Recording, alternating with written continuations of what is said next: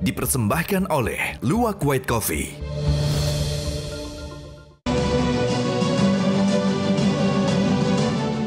Ketemu lagi di Hot Room. Sebelum kita membahas pasal, ngopi adalah salah satu teknik terbaik agar otak jalan.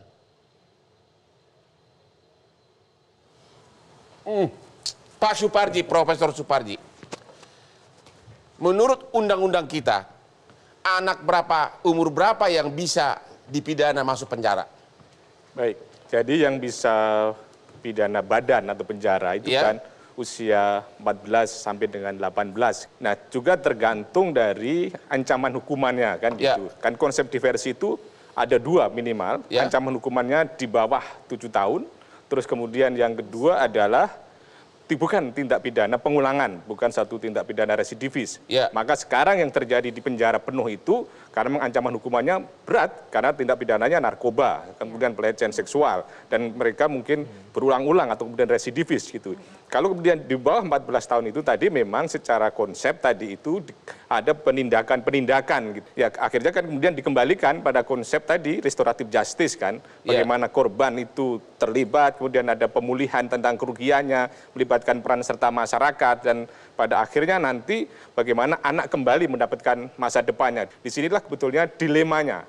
Pada satu sisi dimasukkan dalam penjara, tadi Ibu Vera tadi menyatakan sangat menyeramkan, tetapi kemudian ketika tidak dimasukkan dalam penjara, menyebabkan mereka kemudian dianggap permisif, kemudian juga anak bisa jadi peralat dan sebagainya. Dan kemudian tidak menimbulkan makna dari sebuah sanksi, edukasi atau kemudian penjeraan. Kalau narkoba, ada nggak pengecualian? Kalau konteksnya hukumannya pidana badannya itu juga, misalnya kalau hukuman acara penjara seumur hidup, paling berat kan 10 tahun.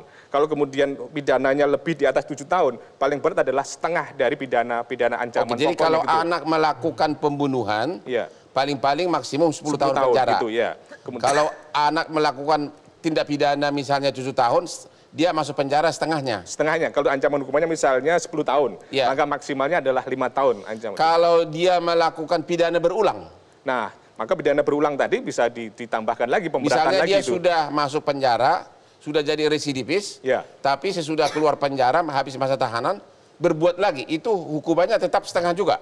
Secara konsep setengah, tapi nanti akan jadi pertimbangan untuk melakukan pemberatan, karena ada berulang tadi itu, dan kemudian yang bersangkutan tidak bisa dikenakan diversi tadi itu, karena ada pengulangan atau residivis tadi, Bang. Gitu. Begitu? Iya.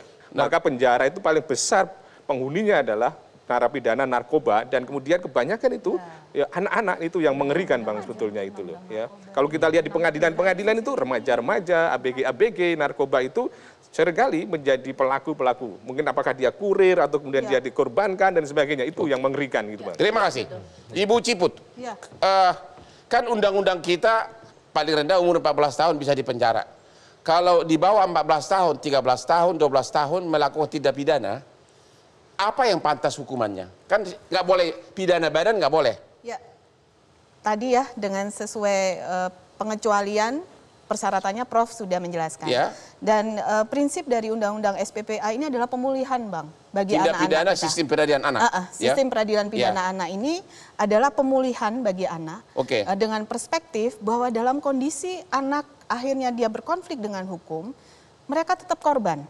Dan mereka punya hak tadi, dijamin negara, terpenuhi haknya. Jadi kalau seorang dan dilindungi. Kalau seorang anak umur 13 tahun memerkosa tetangganya, hukuman apa yang pantas? Diversi itu kemudian ada diberikan tindakan sesuai hasil musyawarah.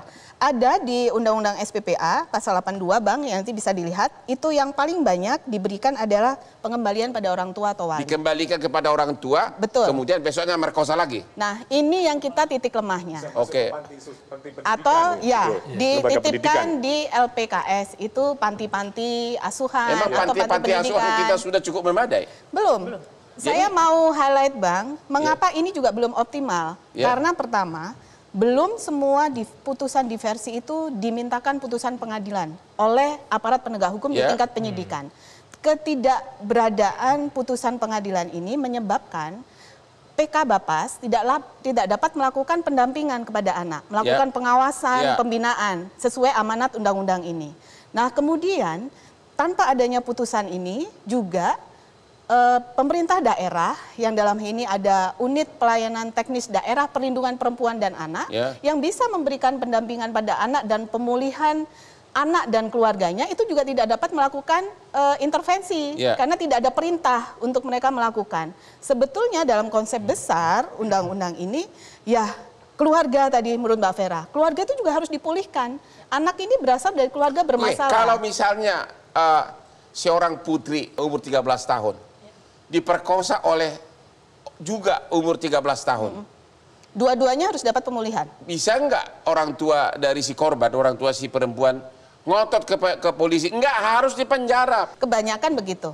Jadi, tapi itu nggak mungkin. Tidak mungkin, Bang. Kalau soal bisa, tetapi mungkin apa tidak? Tidak. Tadi, secara perundang-undangan tidak bisa. Itu bukan pengulangan ya. Jadi baru pertama kali anak melakukan. Nah, di dalam undang-undang pun setahu saya walaupun berulang-ulang melakukan pidana, selama dia masih di bawah 14 tahun, tetap tidak bisa pidana badan penjara. Benar nggak? Benar, tidak bisa pidana badan. Jadi untuk di bawah 14 tahun, ini di bawah 14 tahun kan? Iya, maksudnya 12 tahun. Gitu. Dan upayanya adalah pemulihan, Bang. Dan itu tanggung jawabnya bukan hanya orang tua sebetulnya. Negara, dalam hal ini pemerintah daerah, itu wajib mendampingi, memulihkan si anak dan keluarganya. Itu kan teori yang sangat indah, tapi apakah di Indonesia pernah negara datang mengawasi, dikirim petugas? Ada. Itu kan terlalu indah, itu mimpi kali Bu, mimpi di siang bolong di Indonesia belum ada kayak gitu. Di Deli Serdang ada, Bang. Di Deli Serdang? Ya. Satu dari sekian ribu.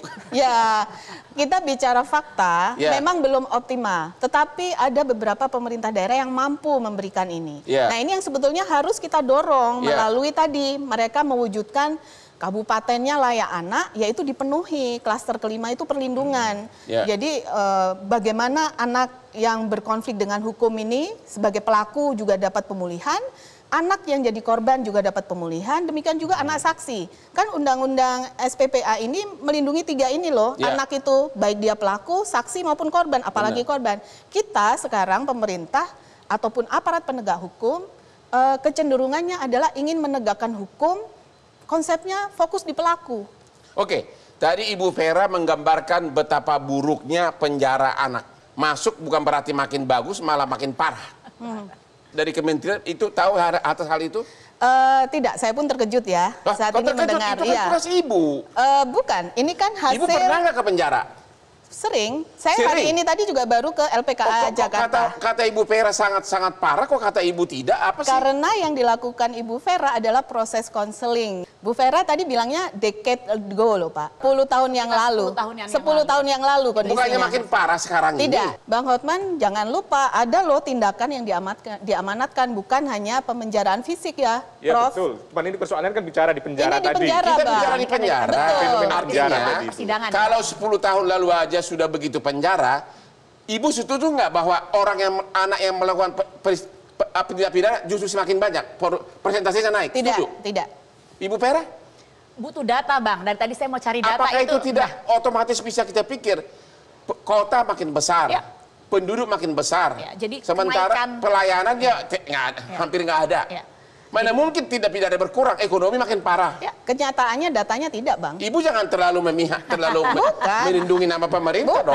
Boleh dicek di laporan SPPA tahun 2021. Jadi menurut Ibu, penjara di Indonesia itu anak bagaikan istana gitu? Bukan. Apa dong? Tidak juga. Jadi apa dong? Jadi seperti tadi, LPKA Jakarta itu kapasitas maksimalnya 70. Tetapi hari ini ada 77 anak yang di penjara di sana. Jadi kapasitasnya memang melebihi. Tapi tidak huge. Cuma 7 orang? Ya, itu kenyataan Bang. Saya baru sana tadi pagi. Tadi LPKA Tangerang juga pagi ini ada tim kami yang di sana juga. Itu juga 70-an anak. Jadi kapasitas saat ini kita lebih baik Bang. Tapi belum optimal. Karena itu Bang, ada kebijakan dari Kejaksaan Agung tentang penerapan restoratif justice. Kebijakan kan kebijakan mulai dari Kapolri menyatakan dan Jaksa Agung ya. Restoratif justice itu kan kalau itu narkoba, mana ada restoratif justice. Kalau dia adalah narkoba berdamai dengan hantu apa? Ya negara mengembalikan, memaafkan, mengembalikan tentu tentang harkatnya gitu Bang. Bang Hotman. Karena gini ya, kita butuh paham anak tuh punya hak-hak anak. Sayangnya banyak sekali kenyataan di keluarga Indonesia, anak-anak itu tidak dipahami bahwa dari kecil mereka sudah punya gangguan tumbuh kembang yang mengiringi misalnya. Contoh dari salah satu data riset saja Bang menyebutkan bahwa 45% anak-anak yang pernah dipenjara anak ternyata punya kondisi traumatic brain injury. Artinya apa? Iya ya, punya masalah terkait dengan fungsi otaknya. Jadi dalam pengertian di sini pantas ya ada anak-anak yang bahkan dari kecil aja nih mereka sudah lebih agresif daripada anak lain, anak yang impulsif gitu loh, anak yang terlalu aktif, anak yang punya hambatan dalam belajar. Nah, anak-anak ini sebetulnya kan adalah anak-anak yang sebetulnya secara klinis, karena saya psikolog klinis kebetulan, secara klinis adalah anak-anak dengan gangguan tumbuh kembang yang menyertai, namun gagal dipahami, gagal diprofil, gagal diberikan penanganan, sehingga dampaknya ketika yang mereka keluar dari rumah, ketika keluarga gagal untuk membenahi anak-anak seperti ini, lingkungan gagal untuk menata anak seperti ini, sekolah juga gagal untuk menangani anak-anak seperti ini karena mereka butuh penanganan khusus. Anak-anak inilah yang nanti bermasalah di sekolah, di lingkungan, yang kemudian ujung-ujungnya korelasinya besar sekali antara anak-anaknya dengan kondak, dengan anak-anak yang nantinya memang melakukan juvenile delinquency. Para pemirsa, yang ke penjara, gitu, Bang. para pemirsa, tolong dulu kasih komentar atas pernyataan Ibu Ciput dari Kementerian Pelindungan Anak dan Wanita ya. Benar nggak lembaga permasyarakatan untuk anak sekarang sudah kayak istana Cinderella? Oke? Kita istirahat dulu, ketemu lagi sesudah yang berikut ini.